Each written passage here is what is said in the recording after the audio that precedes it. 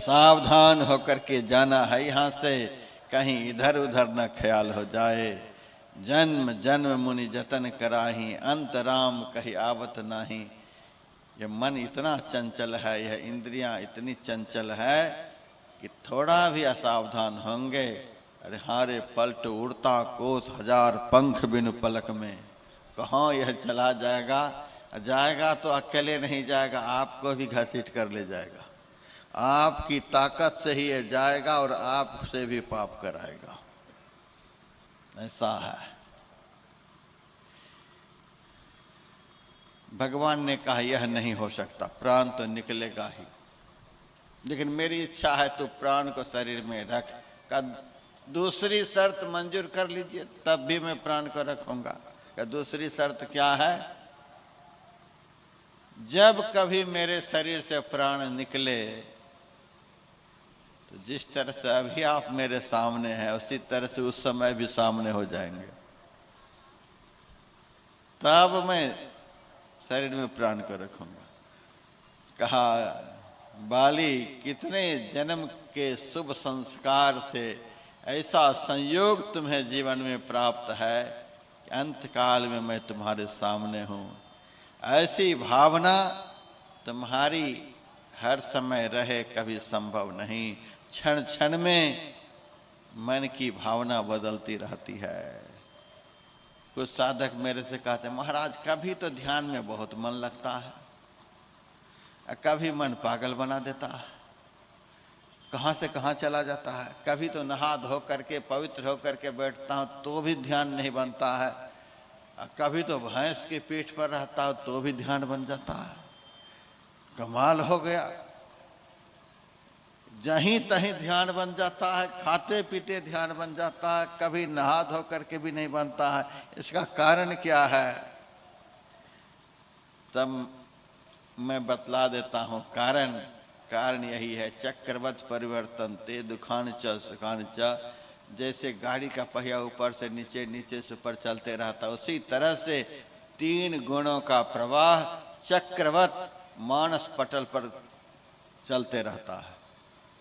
सतोगुण का प्रवाह, तमोगुण का प्रवाह, रजोगुण का प्रवाह, इन तीनों गुणों का प्रवाह निरंतर नौ द्वार में रहने वाले साधक के अंदर चलते रहता है।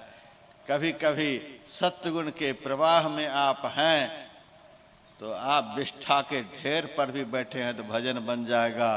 कभी तमोगुण का प्रवाह चल रहा है, उस प्रवाह में आप नहा धो करके गंगा के तट पर भी बैठे हैं तो मन आपका पागल बना देगा। इसीलिए साधक को सावधान रहना चाहिए। यदि मन में सत्वगुण का प्रवाह प्रवाहित हो रहा है, आपका दिल कह रहा है कि भजन पर बैठ जाना चाहिए, उस समय लाख काम आने पर भी उस प्रवाह को रोक करके पहले भजन कर लेना चाहिए।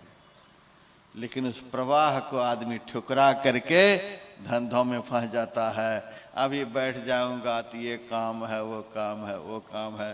सतोगुणी प्रवाह को जो भाग्यहीन ठुकरा देता, वह नहाने पर भी मन को केंद्रित नहीं कर पाता है।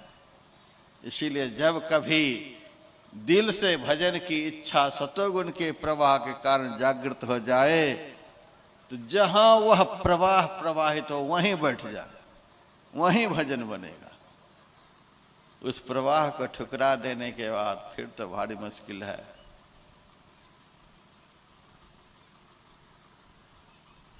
तन खोजे सो पावे रे, उल्टी चाल चले जो कोई सो सहजे घर आवे रे।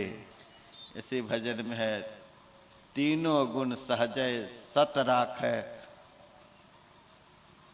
तीनों गुण में से जो सतो गुण है, उस सतो गुण को जो स्थिर करके रख लेता है, तब जाए ज्योति समावे रे, तब वह ज्योति में प्रवेश कर जाता है, प्रकाश में प्रवेश कर जाता है।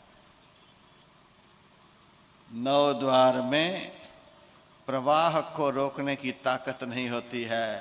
10वां द्वार में प्रवाह ठहरने लग जाता है।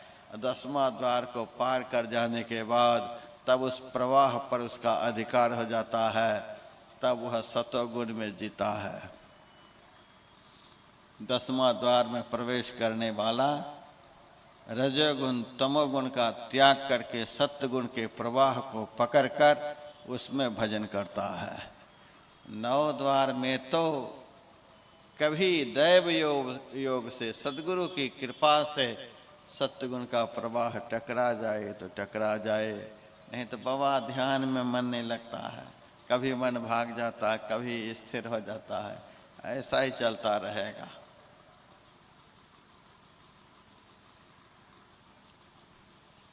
सदैव